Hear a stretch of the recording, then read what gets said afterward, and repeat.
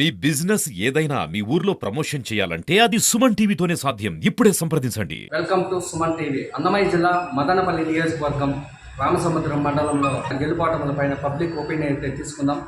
ఎన్నికలు అయితే ఆంధ్రప్రదేశ్ వ్యాప్తంగా ప్రశాంతంగా ముగిశాయి. అందులో భాగంగానే జూన్ 4వ తేదీ ఎన్నికల ఈసీ అయితే విడుదల చేయబోతుంది. ఆ ఫలితాలు ఎలా ఉండబోతాయి అనేసి పబ్లిక్ ఒపీనియన్ అయితే తీసుకున్నాం. ఇప్పుడు ఉన్నటువంటి ప్రభుత్వం వైసీపీ ప్రభుత్వం కొనసాగుతుందా లేదా ప్రభుత్వం మారబోతుందా, పబ్లిక్ ఎవరి వైపు ఉన్నారు, ఎవరు గెలవబోతున్నారు అని వాళ్ళ పబ్లిక్ ఒపీనియన్ అయితే తీసుకుందాం. నమస్తే అండి. ఇప్పుడు జూన్ 4వ తేదీ ఎన్నికల ఫలితాలు రిజల్ట్ అయితే రాబోతుంది.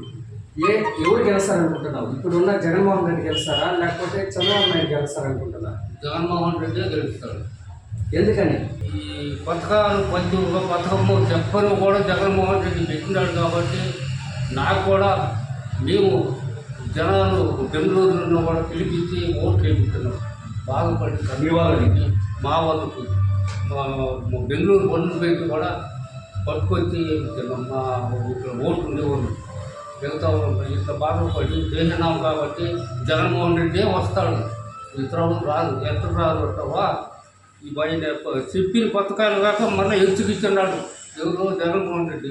ప్రతి ఒక్క అందుబాటులో మాకు పలికితే మాట్లాడితే పలుకుతూ ఉన్నాడు. అట్లా మిథున్ రెడ్డి గారు అట్లా ఊరు నేను చూసిందే. ప్రతి ఒక్కదానికి కూడా పెద్ద ఆయన కానీ ఇప్పుడు నిసారాన్ని కూడా ఓట్లు మెజార్టీగా గెలుస్తాడు. చేసినాము.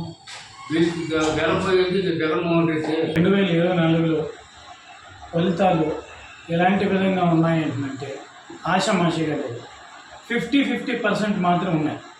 జగన్మోహన్ రెడ్డి 50% ఉన్నాయి. చంద్రబాబు నాయుడు, నరేంద్ర మోడీ, పవన్ కళ్యాణ్, ఎన్డీఏ కూటమి 50% మాత్రం ఉన్నాయి. ఎవరైనా గెలవవచ్చు కాబట్టి మనము ఎన్డీఏ కూటమికి మాత్రమే ఓటు మనం అందరూ వేసినాం. కొంతమంది ఎన్డీఏ కూటమికి వేసినారు, కొంతమంది వైఎస్ఆర్ కాంగ్రెస్ పార్టీకి వేసినారు. కానీ మన మదనపల్లి మాత్రం వైఎస్ఆర్ కాంగ్రెస్ పార్టీ, తెలుగుదేశం రెండు కూటమికి మాత్రం అత్యధిక మెజార్టీతో ఇద్దరు ఈక్వల్గా ఉన్నారనే నా అభిప్రాయం. కానీ 2024 ఎన్నికల్లో మాత్రం పిఠాపురంలో మాత్రం పవన్ కళ్యాణ్ 1,00,000 మెజారిటీ మాత్రం వస్తాయనే అభిప్రాయం నేను పడుతున్నాను. జగన్మోహన్ రెడ్డి మళ్ళీ ముఖ్యమంత్రి కాబోతున్నాడు. జగన్మోహన్ రెడ్డి గారు ఈ ఆంధ్రప్రదేశ్లో కులాలు, పార్టీలు, మతాలు, వర్గాలు అయితే చూడలేదు. ఎవరైనా సరే అర్హులైతే సరే వాళ్ళకి పూర్తి సంక్షేమ పథకాలన్నీ అందిస్తానని చెప్పి ఆయన మాట ఇచ్చాడు. ఇచ్చిన మాట ప్రకారం మాట మీద నిలబడినాడు. చెప్పిన హామీలన్నీ 99% అమలు చేసి సాధించిన సాధకుడు జగన్మోహన్ రెడ్డి గారు. దేశ విదేశాల్లోనే కాదు, అమెరికా లాంటి అగ్ర రాజ్యంలో కూడా ఇటువంటి సంక్షేమ పథకాల అభివృద్ధికి జరగలేదు కాబట్టి ఆంధ్రప్రదేశ్లో జరిగాయి కాబట్టి ప్రతి ఒక్కరూ జగన్మోహన్ రెడ్డి గారి పైనే మొగ్గు చూపినారు. జగన్మోహన్ రెడ్డి గారికి ప్రతి ఒక్కరూ అభివృద్ధి దిశలో ఒక మిలిటరీ సైనికుల్లాగా అందరూ కలిసి కట్టుగా ఒకటయ్యి జగన్మోహన్ రెడ్డి గారికి అత్యంత మెజార్టీతో మళ్ళీ 170 ప్రతి తాగా, ప్రతి అక్క, ప్రతి చెద్దమ్మ, ప్రతి చదువుకున్న విద్యార్థులు ప్రతి ఒక్కరూ జగన్మోహన్ రెడ్డి గారి పైన ఆశలు పెట్టుకున్నారు కాబట్టి ప్రతి ఒక్కరూ జగన్మోహన్ రెడ్డి గారికి ఓటు వేయాలని అని చెప్పి వాళ్ళు అనుకున్నారు కాబట్టి జగన్మోహన్ రెడ్డికి ఓటేశారు. అదే కాకుండా పోతే సంక్షేమ పథకాలు మా ఇంటిలో మా కుమారునికి ఒకనికి జగన్మోహన్ రెడ్డి గారు తన సుదీర్ఘ పాదయాత్రలో ఒక మాట చెప్పారు. 5,000 రూపాయలు పెన్షన్ ఇస్తానని మాట ఇచ్చాడు. ఇచ్చిన మాట ప్రకారము నా కుమారుని కూడా నెలకు 5,000 రూపాయలు పెన్షన్ ఇస్తాడు. అదే కాకుండా పోతే నా భార్యకి 18,750 రూపాయలు 45 ఏళ్ళు దాటిన ప్రతి మహిళకి ఇస్తానని చెప్పి మాట ఇచ్చిన ప్రకారం నా కుమారునికి అమ్మఒడి పథకం పేరుతో చెప్పి 15,000 రూపాయలు ఇచ్చిన మాట ప్రకారం అది కూడా నెరవేర్చాడు. కాబట్టి ఒక సంవత్సరానికి నాకు దాదాపు 1,00,000 రూపాయలు అధికం వస్తుంది. ఆ 1,00,000 రూపాయలని డివైడ్ చేస్తే నెలకి 8,000 రూపాయలు నా ఒక ఇంటికే ఆదాయం వస్తుంది. వైఎస్ఆర్ వస్తుంది.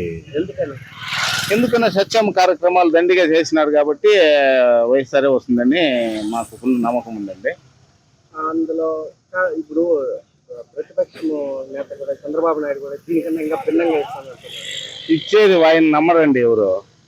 నీకు ఇంతకు ముందు మనకు స్వాతంత్రం వచ్చి ఇన్ని సంవత్సరాలుగా ఎప్పుడన్నా ఇంత మట్టుకు సామాన్య ప్రజానికి డబ్బులు చేరిండే విధంగా ఎప్పుడన్నా ఏ గవర్నమెంట్లను చూసినామా? లేదు కదా. అట్లాది జగన్మోహన్ రెడ్డి ఈ గవర్నమెంట్ చేసి చూపించాడు. మళ్ళీ ఆయన వస్తాడండి, మా నమ్మకం అది. వైసీపీ తరఫున పోటీ చేశారు. అవును. కూటమి తరఫున షాజహాన్ బాషా గారు పోటీ చేస్తారు. వీళ్ళు ఎవరు గెలుస్తారండి? నిసార్ అహ్మద్ గారు కనీసం సుమారుగా 20,000 మెజార్టీతో గెలుస్తారండి. నిసార్ అహ్మద్ గారు చదువుకున్న వ్యక్తి. ఆయన ఒకప్పుడు ఎంప్లాయీగా ఉండి జనాలు నాడి తెలిసినవాడు కాబట్టి ఆయన ఎవరైనా నమ్ముతారండి.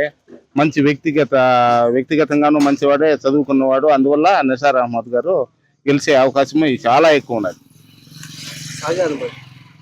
షాజహాన్ బాషా గెలవరండి. అది ఎట్లా గెలుస్తారు? ఆయన ముందు చేయండి ఇదేముంది ఇప్పుడు కొత్తగా ఏమన్నా చేయబోయేది ఆయన అసలు నమ్మలేరు. జగన్ ప్రభుత్వంలో ఎవరు వేరే వాళ్ళంటూ ఎవరు రాలేరు.